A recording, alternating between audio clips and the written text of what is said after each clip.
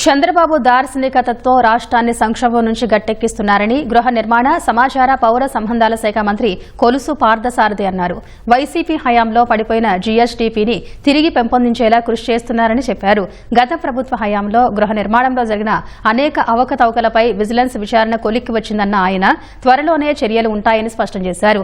అర్హులైన వారందరికీ నాణ్యతలో రాజీ పడకుండా నివాస యోగ్యమైన ఇళ్లు ఇవ్వాలన్నదే కూటమి ప్రభుత్వ లక్ష్యమంటున్న మంత్రి కొలుసు పార్థసారథితో ముఖాముఖి.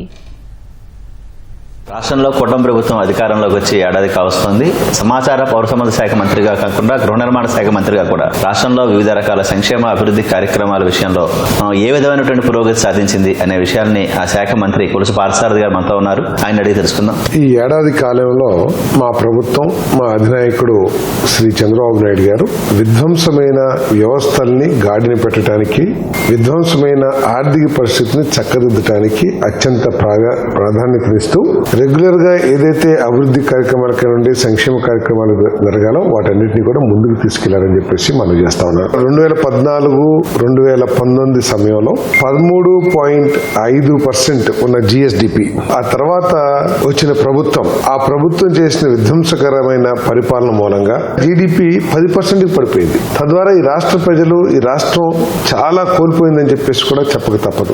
మళ్ళీ ఈ ప్రభుత్వం చంద్రబాబు నాయుడు గారి నాయకత్వంలో వచ్చిన కూటమి ప్రభుత్వం తీసుకున్న అనేక చర్యల మూలంగా ఈ జీడిపి మళ్లీ పెరుగుతూ ఇప్పుడు 12.2% వచ్చింది. రాబోయే ఈ 5 సంవత్సరాల కాలంలో 15% తీసుకెళ్లాలనే లక్ష్యంతో కూటమి ప్రభుత్వం చంద్రబాబు నాయుడు గారి నాయకత్వంలో పనిచేస్తుందని చెప్పేసి నేను మనవి చేస్తా ఉన్నాను.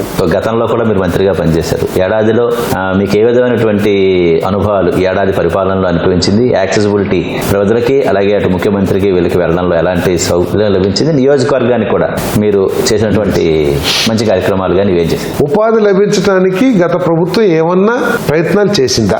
గత ప్రభుత్వంలో ఉన్న ఇండస్ట్రీసే పారిపోయే పరిస్థితులు ఉంటే ఇంకా వాళ్ళకి భవిష్యత్తు ఏంటి? గత ప్రభుత్వం ఏదైనా ఒక ఎకరానికైనా సరే అదనంగా తన సొంత ఆలోచనలతో కానీ, తను ప్రారంభించిన ప్రాజెక్టులతో కానీ ఎక్కడన్నా ఒక ఎకరానైనా సాగులో తీసుకొచ్చిన పరిస్థితి ఉందా?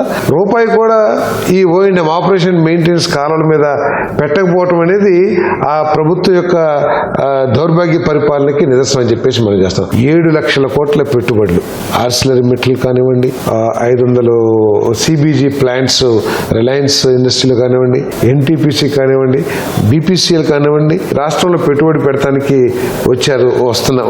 ఆల్రెడీ ప్రారంభం కూడా అయిపోయినాయి. ఈ 5 సంవత్సరాల కాలంలో 20 లక్షల ఉద్యోగాలు కల్పించాలనేది లోకేష్ గారి ఆలోచన, ముఖ్యమంత్రి గారి ఆలోచన అని చెప్పేసి ఈ సందర్భంగా నేను మనవి చేస్తాను.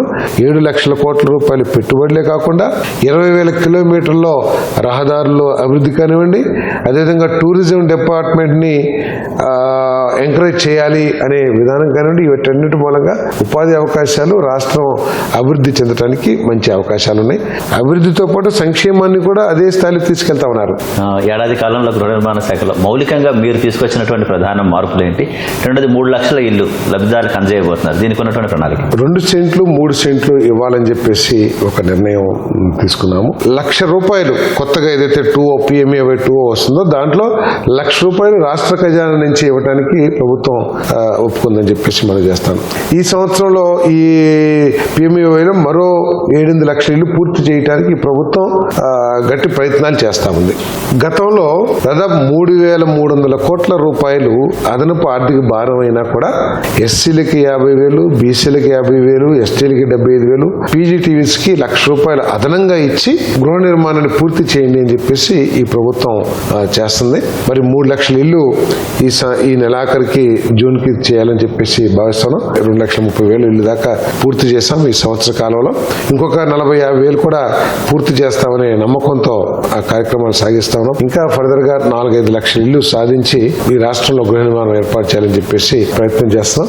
₹1,00,000 కేంద్ర ప్రభుత్వం ఇచ్చే 1,50,000కి కలిపి 2.5 లక్షలు, దాంతో పాటు SHG నుంచి కానివ్వండి 35,000 15,000 దాకా ఇవ్వటం, స్వచ్ఛ భారత్ నుంచి ఇంకో 15,000 టాయిలెట్స్ కి ఒక 3 లక్షల రూపాయలు యూనిట్ చేయాలని చెప్పేసి చేస్తాం. అంటే ఇప్పుడు మీరు అనుకున్న 3 లక్షల ఇల్లు ఎప్పుడు లబ్ధిదారికి ఇచ్చే అవకాశం ఉంటుంది? దానికి ఉన్న ప్లాన్ ఈ జూన్ మాసంలో సంవత్సరం పూర్తి చేసుకున్న శుభ సందర్భంగా 3 లక్షల ఇల్లు అందించాలని చెప్పేసి ముఖ్యమంత్రి గారు మాకు నిర్దేశించారు. 3 లక్షల ఇల్లు చేయడానికి ప్రయత్నం చేస్తున్నాం ఈ నెలాఖరికల్లా. కాకపోయినా 270-280 ఇల్లు పూర్తవుతాయి. వాళ్ళందరికీ కూడా ఒకరోజు ముఖ్యమంత్రి గారితో ఒక పెద్ద ప్రోగ్రాం ఏర్పాటు చేసి వాళ్ళందరికీ కూడా తాళాలు అందించే కార్యక్రమం చేస్తాం. సార్, గత ప్రభుత్వ హయాంలో జగనన్న లేఅవుట్లు చాలా చోట్ల వేశారు. అయితే వాటిలో చాలా వరకు అక్రమాలు జరిగాయని చెప్పి చాలా రకాల అభియోగాలు వచ్చాయి. అలాగే కొన్ని చోట్ల అవినీతి కూడా పెద్ద ఎత్తున చోటు చేసుకుంది. ఈ విషయంలో విజిలెన్స్ ఎంక్వైరీ ప్రభుత్వం వేయడం జరిగింది. ఎంతవరకు ఉందా ఎంక్వైరీ పరిస్థితి? విజిలెన్స్ ఎంక్వైరీ వేయడం జరిగింది. విజిలెన్స్ వారు అన్ని లేఅవుట్లని పరిశీలించారు, గృహ నిర్మాణాన్ని కూడా పరిశీలించారు.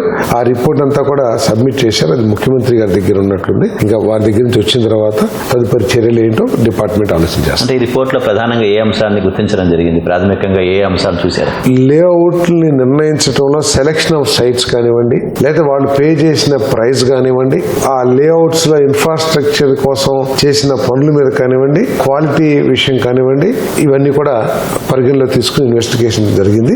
ఆ రిపోర్ట్ రాగానే హౌసింగ్ డిపార్ట్మెంట్ తగు చర్యలు తీసుకుంటుంది. అంటే రాక్రీడ్ సంస్థ మీద గతంలో చాలా వరకు అభియోగాలు వచ్చాయి. విచారణ కూడా పూర్తయిపోయింది. వాళ్ళ మీద ఎలాంటి చర్యలు రాబోతుంది? డిపార్ట్మెంట్ల పరంగా చేసిన ఎంక్వైరీలో వాళ్ళు చేసిన తప్పులు కానివ్వండి, క్వాలిటీ కానివ్వండి, మధ్యలో వదిలేసేయటం కానివ్వండి, వాళ్ళు ఇష్టారీతిన చేసిన గృహ నిర్మాణం ఏదైతే ఉందో వాటన్నింటినీ కూడా ఐడెంటిఫై చేశాం. వారి మీద క్రిమినల్ చర్యలే కాకుండా నష్టపరిహారం ఏ విధంగా రాబట్టాలో కూడా న్యాయపరంగా ఆలోచన చేస్తామని చెప్పేసి మనం చేస్తాం. ఇప్పటికైతే వాళ్ళు చేపట్టిన నిర్మాణాలన్నింటినీ కూడా క్యాన్సిల్ చేసేసి వారి మీద ఎలిగేషన్స్ ఏదైతే ఉన్నాయో, ఆరోపణలు ఏదైతే ఉన్నాయో వాటి మీద ప్రభుత్వం చర్యలు తీసుకుంటుంది. కొన్ని వేల కోట్ల రూపాయలు కేంద్ర ప్రభుత్వ నిధులు కానివ్వండి, రాష్ట్ర ప్రభుత్వ నిధులు కానివ్వండి, ఈ రాక్రీడ్ సంస్థ నిర్మాణం చేపట్టిన ఇళ్ల మీద ఖర్చు పెట్టాం. ఇప్పుడు వాళ్ళు తప్పు చేశారు కాబట్టి వాళ్ళు మీద అలిగేషన్స్ ని అడ్డం పెట్టుకుని వాటిని ఆ నిర్మాణాన్ని పూర్తి చేయకపోతే నేషనల్ వేస్ట్ గా కూడా అయ్యే అవకాశం ఉంది. ఆ లబ్ధిదారులకి ఈ PMAY 1O ఏదైతే ఉందో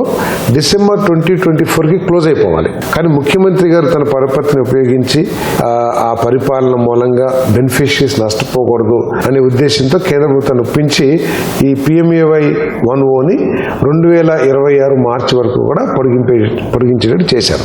చాలా వరకు నాసిరక నిర్మాణాలు కావచ్చు, ఇన్ఫ్రాస్ట్రక్చర్ లేకపోవడం కావచ్చు, ఇవి గతంలో ఉన్నటువంటి అనుభవాలు. ఇప్పుడు వాటిని మెరుగుపరచడం కోసం ఆ శాఖ మంత్రిగా మీ ఆలోచన ఏ విధంగా ఉండబోతున్నాయి? అలాగే ఎక్కువ మంది ఎక్కడికి వెళ్ళినా సరే మాకు ఇల్లు కావాలనేటువంటి దరఖాస్తులు ఇచ్చిన సందర్భాలే ఉన్నాయి. సో వీటిని ఒక లాజికల్ కన్క్లూజన్ లా తీసుకురావాలి. తప్పకుండా సర్వే నిర్వహించి అర్హత ఉన్న ప్రతి పేదవాడికి కూడా ఇల్లు నిర్మించి ఇవ్వాలనేది ముఖ్యమంత్రి చంద్రబాబు నాయుడు గారి ఆదేశం.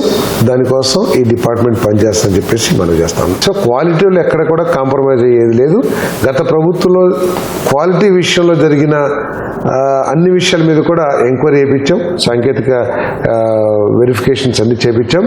ఎక్కడైనా సరే పూర్తిగా పనికిరాని కన్స్ట్రక్షన్ ఉంటే దాన్ని తొలగించి మళ్ళీ పునర్నిర్మాణం చేస్తాం. భవిష్యత్తులో థర్డ్ పార్టీ ఏజెన్సీస్ని వినియోగించి మెరుగ్గా సాంకేతికత ఉండే విధంగా కూడా చర్యలు తీసుకుంటామని చెప్పేసి మనం చేస్తాం.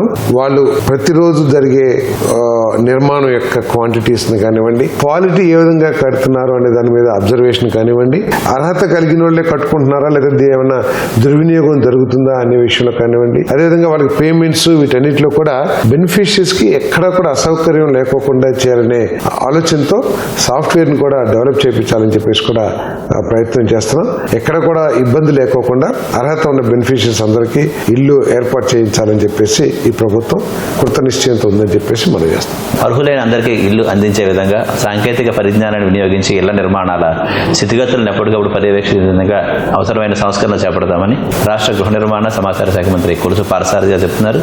విజయవాడ నుంచి కెమెరామెన్ భాస్కర్తో శ్రీనివాస్ మోహన్, ఈటీవీ న్యూస్.